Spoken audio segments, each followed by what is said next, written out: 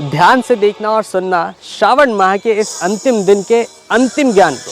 इसमें छुपा है पूरे महीने का सार। जय भोले। आज इस सावन के आखिरी वीडियो में आपसे कुछ खास बातें जो मैंने इस एक महीने में सीखी है और मेरे साथ घटी है उसे साझा करना चाहता हूँ। कुछ किस्से बड़े ही हैरान करने वाले हुए और कुछ बहुत ही आनंद देने वाले, लेकिन मज़ा बहुत आया। आशा है कि पूरे सावन के महीने की सीरीज जिसमें भगवान शिव के संपूर्ण परिचय और रहस्यमय गुत्थियों को सुलझाया है, हो सकता है कि आज के मेरे पहनावे को देखकर थोड़ा अलग लग रहा हो। So introducing myself, I am Gaurav Lovanchi. By profession, I am a motivational speaker, trainer, life coach and founder of Girl Solutions, जिसके तहत मैं लोगों के जीवन में आगे बढ़ने, अपने लक्ष्य से पीछे ना हटने, मुश्किलों का सामना करते हुए जीत पाने के लिए लोगों के जीवन में उत्साह और खुशी लाने, उनके काम में प्रोत्साहन, सफलता की भूख, उनके भविष्य के लिए सही सलाह, करियर गाइडेंस के अलावा जीवन में सही इन्वेस्टमेंट, सही जीवन की सीख, personality and skills development trainings और पारिवारिक संबंधों को मजबूत बनाने के लिए स्ट्रॉन्ग रिलेशनशिप एडवाइस की ग्रुप ट्रेनिंग, पर्सनल काउंसलिंग के माध्यम से सभी की हेल्प करता हूँ, जिसमें सभी कुछ 100% टेस्टेड एंड प्रूव्ड कंटेंट होता है जो मैं खुद सीखता हूँ, अपने जीवन पर अप्लाई करता हूँ और फिर उसे आप सबको ट्रेनिंग देता हूँ। अब आते हैं मेन मुद्दे पर। जब मैंने कुर्ता पजामा पहनकर, गले में माला डालकर, माथे पर चंदन लगाकर अपना पहला वीडियो रिलीज़ किया तो रिश्तेदारों के कॉल आना शुरू हो गए, दोस्तों के मैसेजेस आने लगे। मेरे कई सारे पुराने साथी जिनसे कई दिनों से बात नहीं हुई, उनके व्हाट्सएप मैसेजेस आने लगे। अरे ना गलत मत समझो, तारीफ़ करने के लिए नहीं, बल्कि ये पूछने के लिए कि काम दाम छोड़कर पंडितगिरी करने लगे हो क्या। सब अलग अलग तरह से पूछ रहे थे, लेकिन सबका पूछने का मतलब एक ही और साफ था। कुछ रिश्तेदारों के फ़ोन तो घर वालों के पास आने लगे और कहते हैं अभी तो अच्छा काम कर रहा था आपका लड़का, आपका जमाई, अभी ये अचानक क्या हो गया, पंडित बन गया क्या। उनकी बातों में मजाक उड़ाने का भाव साफ दिख रहा था। खैर मेरे लिए ये कोई बड़ी बात नहीं थी, क्योंकि इस कार्य से होने वाले सभी पॉजिटिव और नेगेटिव ऑप्शंस की लिस्ट मैं पहले ही बना चुका था। इससे मेरे परिवार के लोगों में भी दूसरे लोगों की बातों से थोड़ा फ़र्क दिखा, लेकिन इस नेक कार्य में सबसे अहम भूमिका जिनकी है वो है मेरी धर्मपत्नी, जिन्होंने बिना किसी की बातों पर ध्यान दिए सिर्फ मेरा साथ दिया। Thank you Divya. हाँ, तो असल बात पर वापस आते हैं। मुझे बहुत अच्छे से याद है जब बचपन में स्कूल कॉलेज के दिनों में मैं तिलक लगाकर क्लास में जाता था तो बच्चे पीछे से चिल्लाते थे कि देखो पंडित जी आ गए, लेकिन उस समय भी लोगों के मजाक उड़ाने का मुझ पर कोई फ़र्क नहीं पड़ता था, क्योंकि मेरे पिताजी के दिए हुए संस्कार बहुत मजबूत थे। लेकिन मन में एक सवाल ज़रूर उठता था कि पूजा करना, टीका लगाना, भगवान के सामने सिर झुकाने में, ग्रंथ पुराण पढ़ने में सब मजाक क्यों उड़ाते हैं? क्या ये गलत है? सच में गलत है।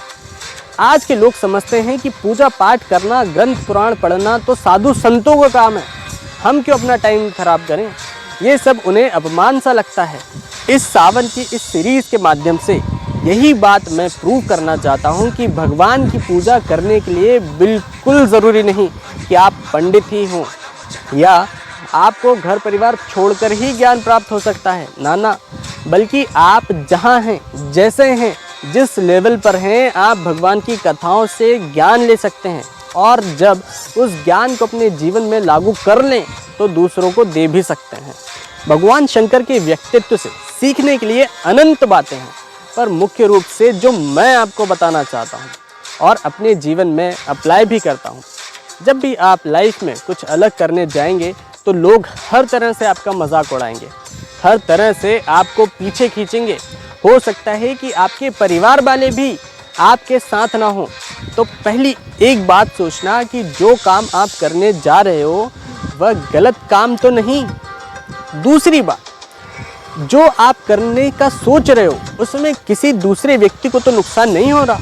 यदि आपके उस कार्य से किसी का भी बुरा या नुकसान हो रहा है तो उस कार्य को ना करें।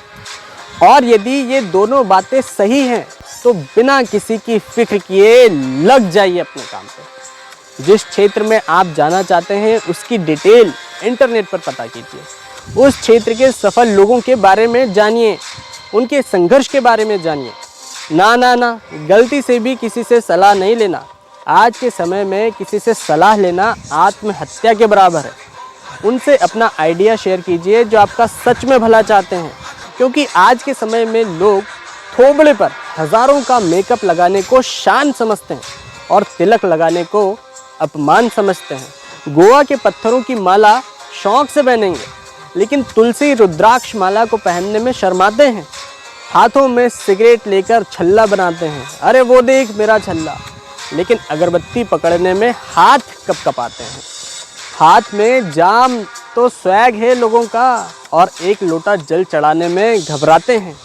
गीता रामायण पढ़ने में बुखार आ जाता है और लव नॉवेल्स पढ़ने को ही ज्ञान समझते हैं। जो बातें ग्रंथों में पुराणों में हैं वो कहीं नहीं।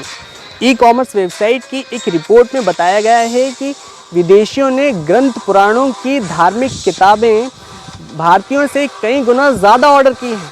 मतलब समझते हैं आप इसका? विदेशी भारतीय सभ्यता अपनाने में लगे हैं और भारतीय अपनी संस्कृति को छोड़ते जा रहे हैं।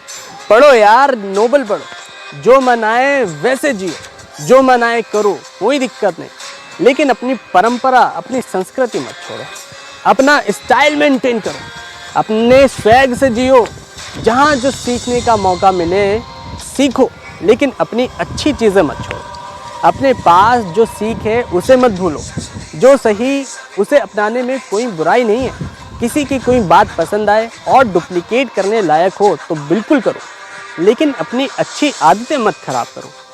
अच्छा, गलती आपकी भी नहीं है। दरअसल कोई यदि कुछ अच्छा करना चाहे तो लोगों को पसंद नहीं आता। कोई धर्म की बात कर दे तो मजाक उड़ाएंगे। कोई यदि अपने डेली रूटीन में पूजा पाठ भजन कीर्तन करने लगे और लोगों को पता चल जाए तो उसे इंकरेज मतलब प्रोत्साहित करने के बजाय उस पर उल्टी सीधी टिप्पणी करने लगेंगे। और यही बात धीरे धीरे लोगों को अब अपमान लगने लगी है। आज की युवा पीढ़ी के बच्चों को मंदिर में जाना, तिलक लगाना, धर्म ज्ञान की किताबें पढ़ना या सुनना, ये सब उन्हें मजाक सा, इंसल्ट, अपमान सा लगता है। शर्म आती है। अपने दोस्तों साथियों के सामने मंदिर में सिर झुकाने में शर्म आती है और अकेले में भगवान से 1000 चीज़ें मांगते हैं। भाई, किसी दूसरे देश के दुश्मन की ज़रूरत ही क्या है यदि हम ही युवा पीढ़ी का साथ देने की बजाय उनका मजाक उड़ाने लगे। एक बार फिर से आपसे कहता हूँ कि बिना लोगों के बारे में सोचे आप जिस जगह भी हैं, जैसे भी हैं, जीवन के जिस शिखर पर भी हैं, अपनी परंपरा, अपनी संस्कृति, अपने ग्रंथों को पढ़ने समझने की कोशिश कीजिए। ज़रूरी नहीं कि आप पूरी तरह से पूजा पाठ शुरू करें या किसी देवी देवता के कट्टर भक्त बने, लेकिन आपको उन ग्रंथों से दिव्य ज्ञान ज़रूर मिलेगा जो आपको सत्य और असत्य, सही गलत में अंतर समझाएगा। आपको गलती से भी गलत राह पर जाने नहीं देगा। जीवन के हर अच्छे बुरे पायदान पर यह ज्ञान आपके काम अवश्य आएगा। सावन की शिव शंकर संपूर्ण सीरीज देखी या नहीं देखी तो देखो और जीवन में अप्लाई करो, बहुत ज्ञान और शांति मिलेगी। खैर, अभी तो मैंने शुरुआत की है। हर एक वो बात जो अच्छी है, वो अच्छी सीख जो मुझे जिस भी माध्यम से मिलेगी मैं आप तक ज़रूर पहुंचाऊंगा। समय की कमी हो और पढ़ने में देरी हो तो आप मेरी सारी सीरीज़ देख सकते हैं। सावन के इस महीने भर की भक्ति सीरीज़ के बाद हर शनिवार रविवार आपके लिए हर एक प्रेरणादायक भगवत कथा जानकारी लाने का प्रयास है। बाकी सब भोले की इच्छा है। हो सकता है कि ये आपके लिए कोई बड़ी बात ना हो, लेकिन मेरे लिए ये एक बहुत बड़ी अचीवमेंट है।